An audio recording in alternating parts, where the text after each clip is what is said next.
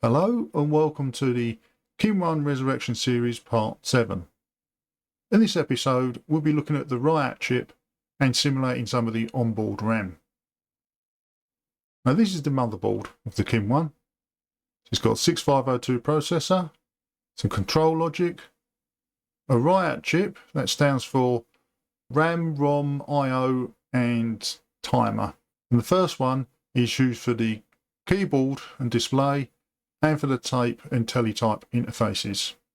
The second one down here is just an extra for, it's got a bit more ROM in it, it's needed for the operation of the KIM-1 itself, and there's a bit more RAM in there. And you've got I/O that you can use for whatever you wish, and another timer. And down at the bottom here, we've got the onboard 1K of RAM. This IC that's gone wrong, and I'll need to clone that basically and making an emulator for it. And we'll also need to, for the time being, simulate that 1K of RAM that's at the bottom. When everything's sorted, then I'll actually replace the RAM chips, but in the meantime we'll just simulate it. But to do that, we'll need to modify how the control signals go to these ICs. This is the memory map of the KIM-1. All these K signals at the side, they're just, each one of them is 1 kilobyte of the bottom 8K. It doesn't decode the others fully, so this will basically keep repeating. But we need to emulate this bottom 1K, so we need to do our decoding for here. This is the bottom 1K, which is the RAM chips that are on board. It's got your page 0 and your stack and then some user space. So we want our RAM chip on the board we're plugging in to take control of this signal and work instead of the onboard RAM.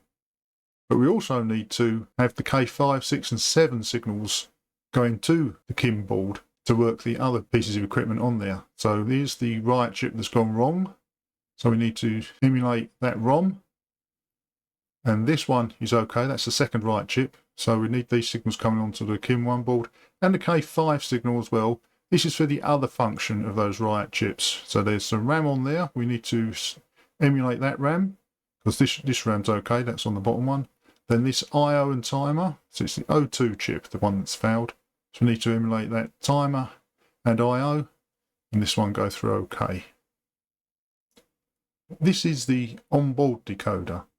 Now this decodes 4 signals coming in at the top to give all the different control signals coming out. So A, B and C are connected to A10, A11 and A12 of the address lines.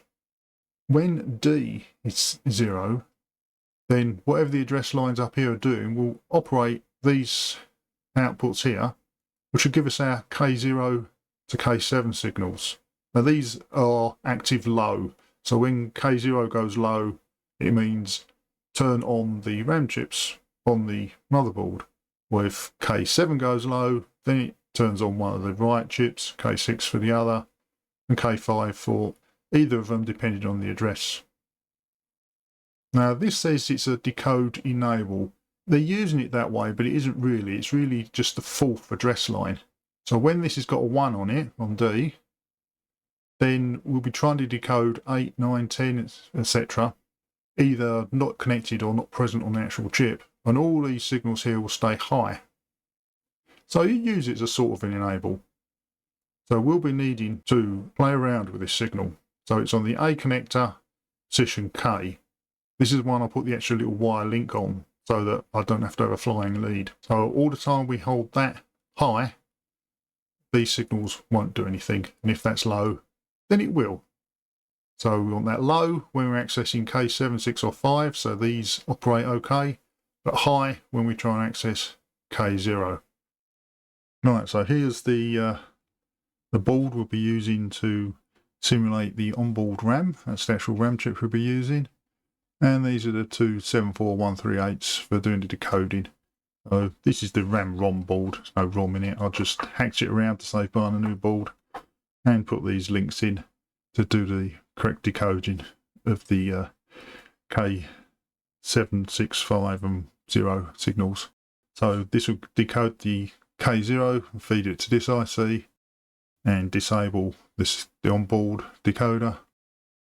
And when it's a K5, 6 or 7, then that will be enabled and the onboard decoder can decode them for the onboard ICs, and this one will obviously be turned off at that point. So just a reuse of the another board.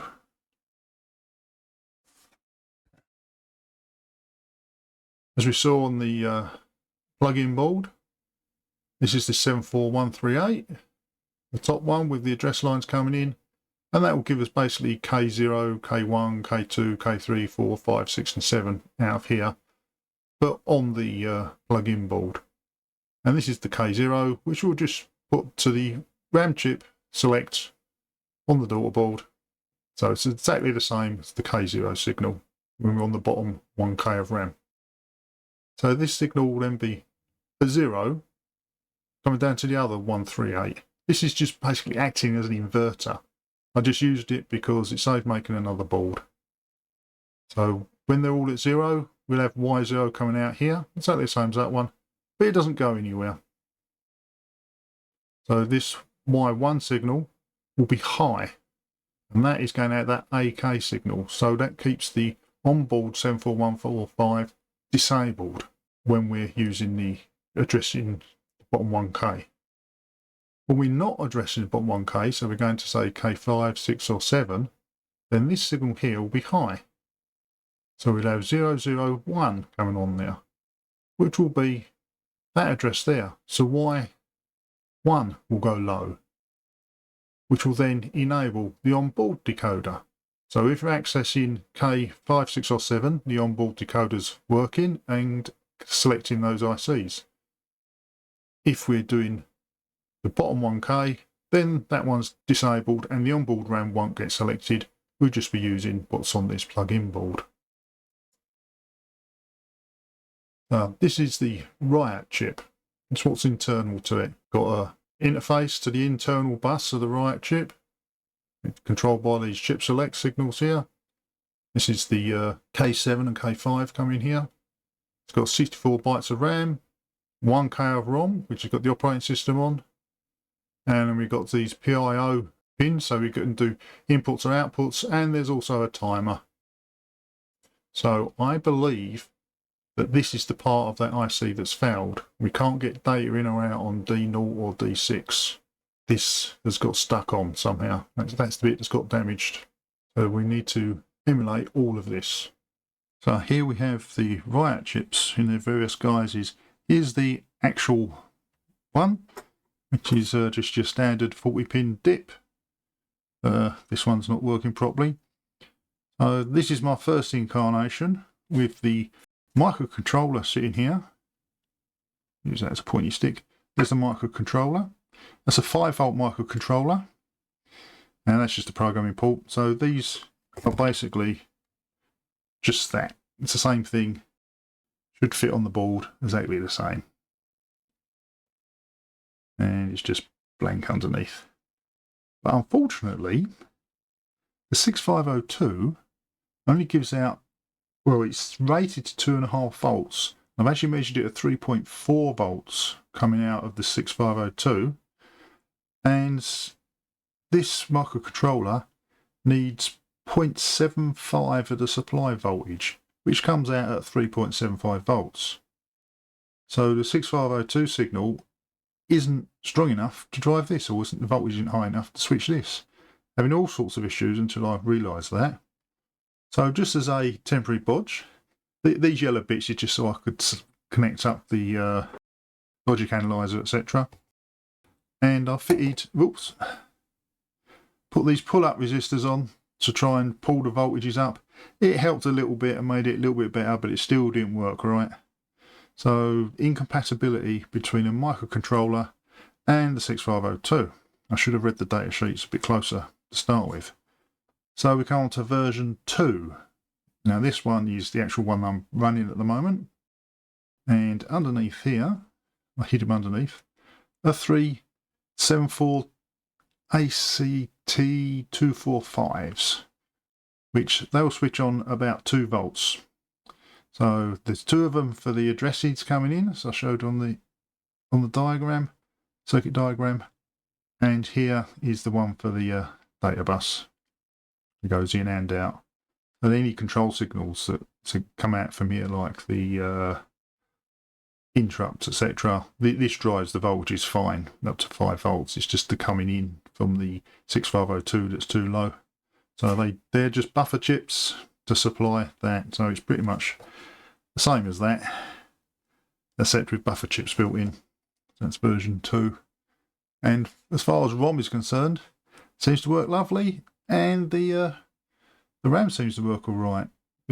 I'm having trouble squeezing the timing in for the other things, so I might have to time things different. I hope I don't have to overclock this, because this is the fastest 5-volt microchip IC I can find. We just put this back into the KIM-1. We can do some tests. That is the actual microcontroller running at 70 MIPS. You think that would be enough instructions, but it's turning out to be quite difficult. Doing the ROM and the RAM is quite simple, but all the others are taking up too many clock cycles. And I'm going to have to rewrite some of it, and hopefully I can squeeze it in without overclocking it. So we've got over here these two ICs, 74ACT245s. They switch on at 2 volts. Which is now compatible with the 6502, because this won't switch on. And then this one over here, that's the data bus. This one switches between in and out. These two over here are just purely inputs, because they've got the address and control lines, whereas this one is for the data going in and out, so we have to keep switching that one backwards and forwards. So that's what's on the new board. Now this is what's inside it. So we'll start off in the software. We'll be looking for the phase 1 clock. And when we see the phase 1 clock, we'll use the time between the phase 1 and the phase 2 to actually update the timer, because there's nothing we can do in that time, so we can put some code in there to update the timer, and gives us more clock cycles or instruction cycles for emulating the rest of the works. So when that's done, that gets done before the phase 2 clock comes on. So we then look for the beginning of the phase 2 clock. And we have to wait for this to make sure we've got all our address decoding, etc. is there. It then looks for the K7 or K5 signal.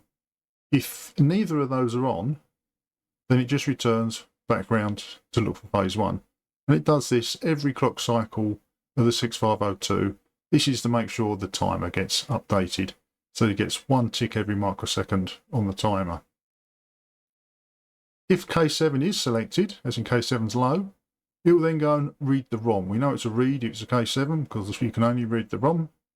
So we get the data from the ROM, we read the address, work out what bit of code or what bit of data to put on the data bus, and puts on the data bus, and then just returns back looking for phase 1 again and keeps going.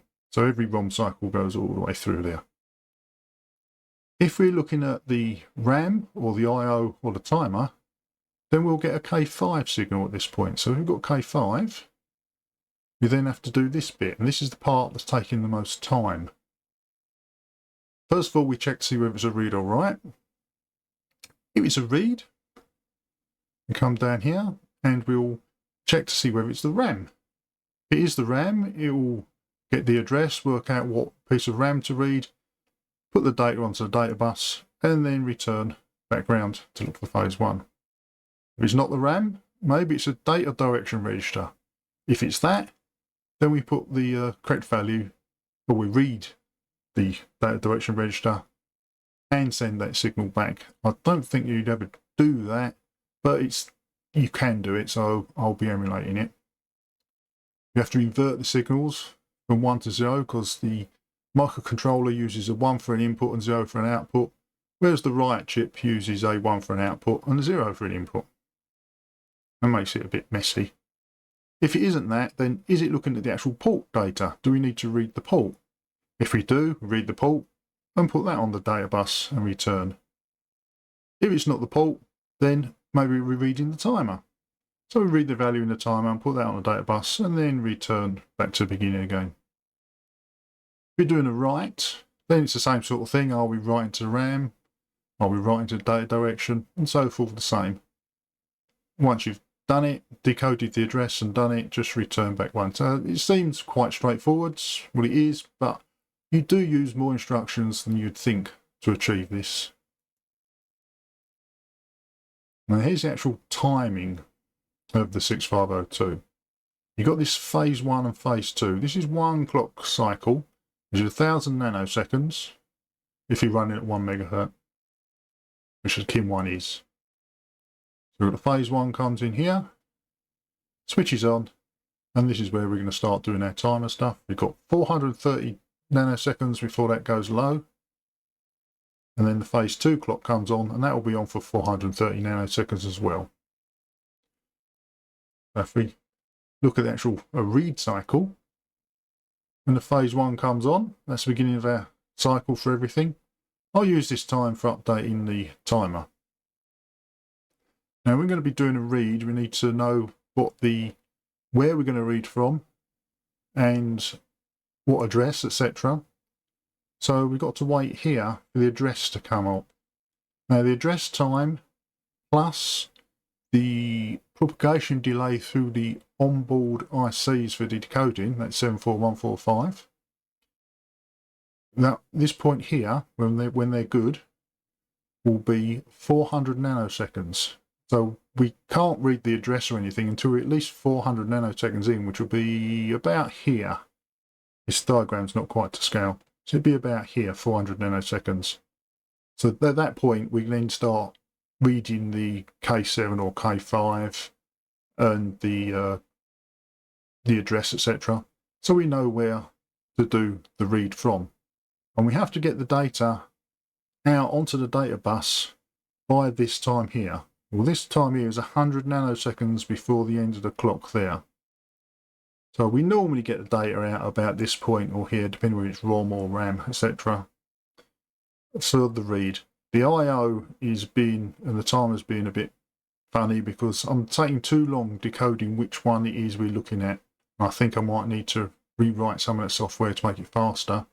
So we get the data out before 900 nanoseconds so they can do the read here.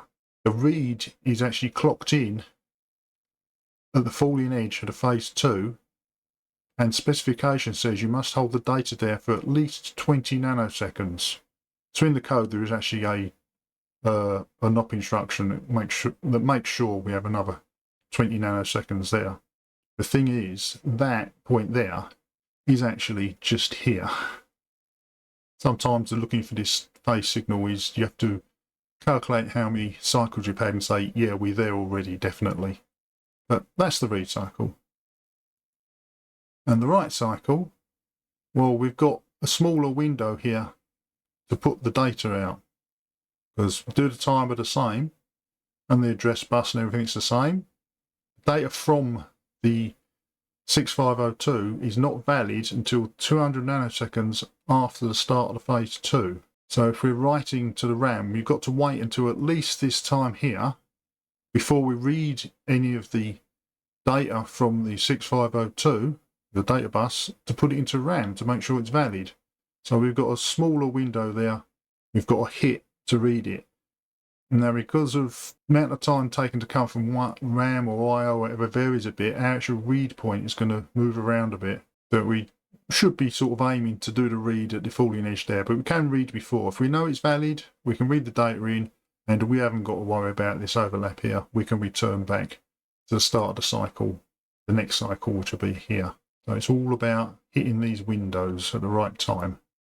I'd like to fit in with specification so it'll work with any 6502 or any KIM board, because they might all be different, and if provided you fit this spec, it should work okay.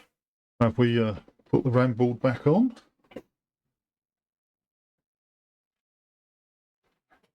be a little bit careful on these because you can see those edge connectors, you can quite see it there, they're getting bent up. It's not getting in focus. They're getting bent out, and if they go the wrong side, they'll short things out.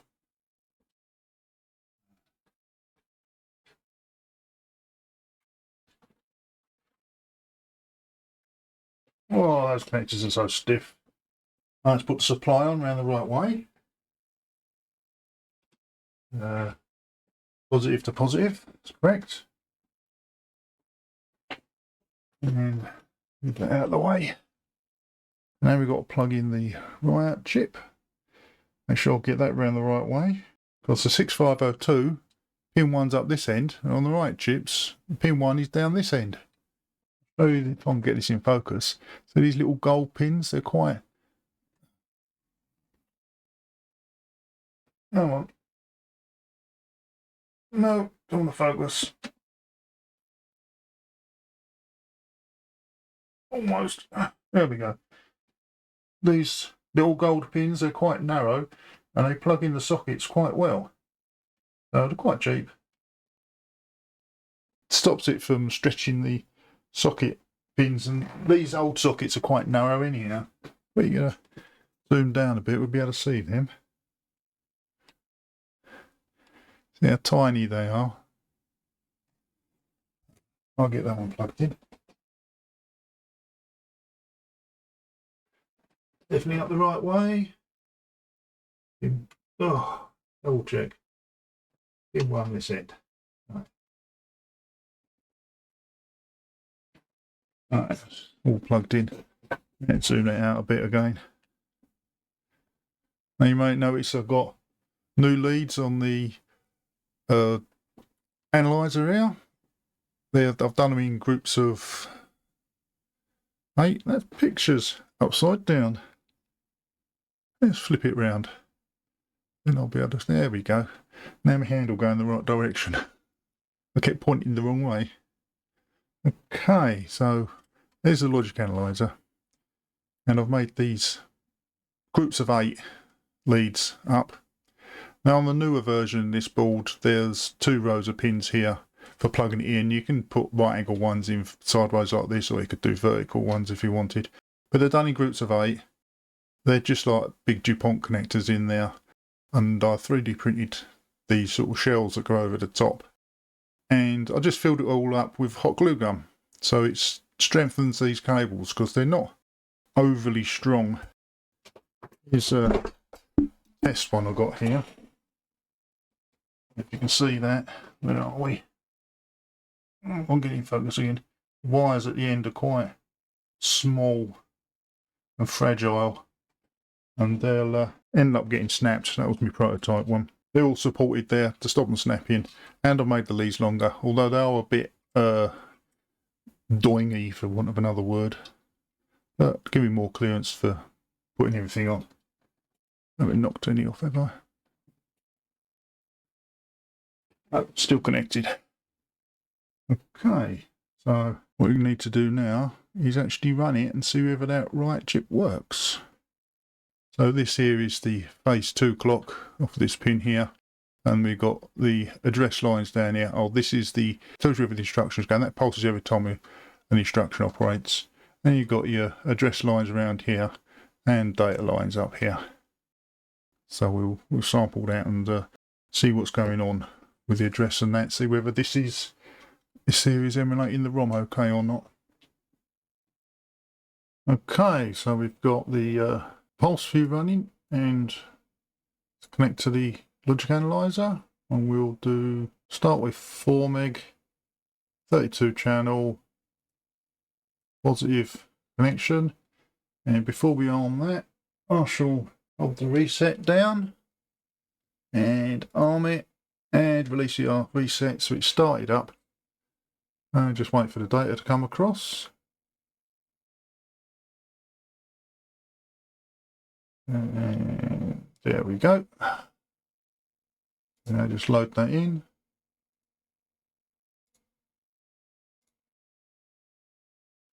And here it all is.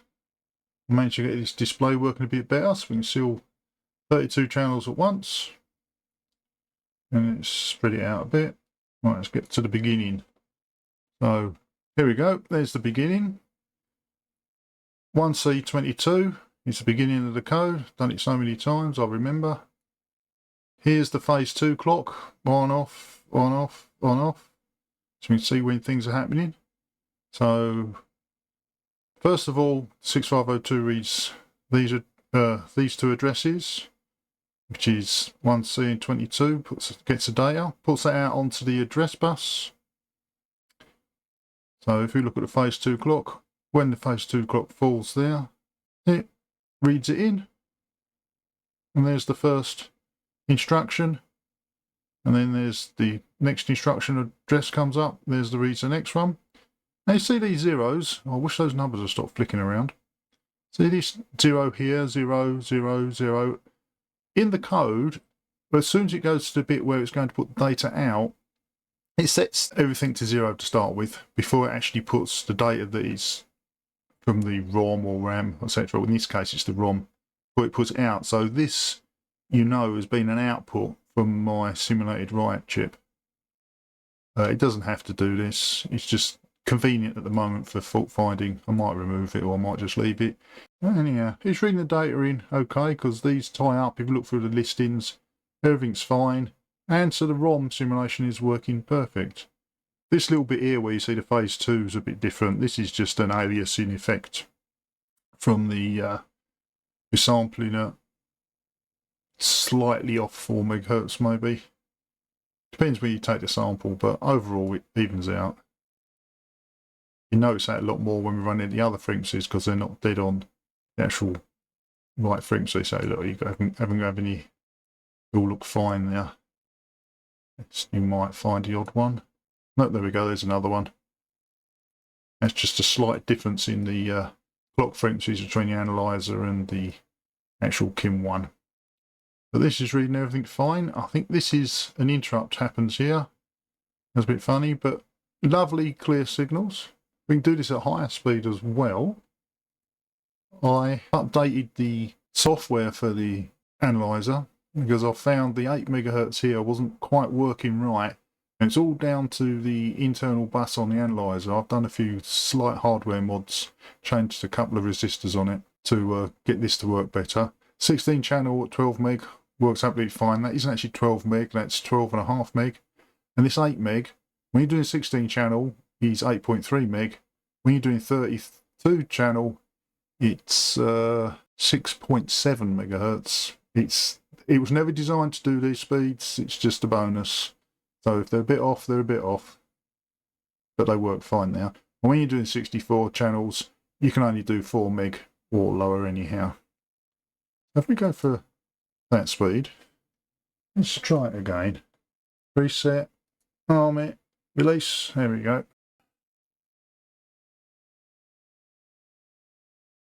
Wait for the data to come through. And there we go. Now we should be able to just hit the reload button. There we go. And it loads it all back in for us. That reload doesn't always work though. So if we open these up again and go back to the beginning. There we go, there's our 1C22 on the bus again. So everything's working just as it was before, but you notice the pulses look longer. It's because we're sampling faster. This is all nice and neat now. This was all a bit of a mess before. So the analyzer works nicely, but that's 6.7 megahertz. So you notice every so often one of these pulses gets a bit longer, or there's a shorter one there. It's because we're aliasing slightly. So the ROM, I've been through quite a bit of this, is working just fine. And the RAM as well. Have we got an example of the RAM on here? I ran some code for the RAM test as well, and the RAM seems to be working, but the I/O on the motherboard is not. Got no display or anything. If we switch back to the other camera, I'll find my mouse. There we go. You see the display. It's got nothing on it. I have a few times. I'll keep hitting the reset button. What are you going to do? Oh, there we go. Look at that flash. We've got some life. I wonder if I'll get one to stay on.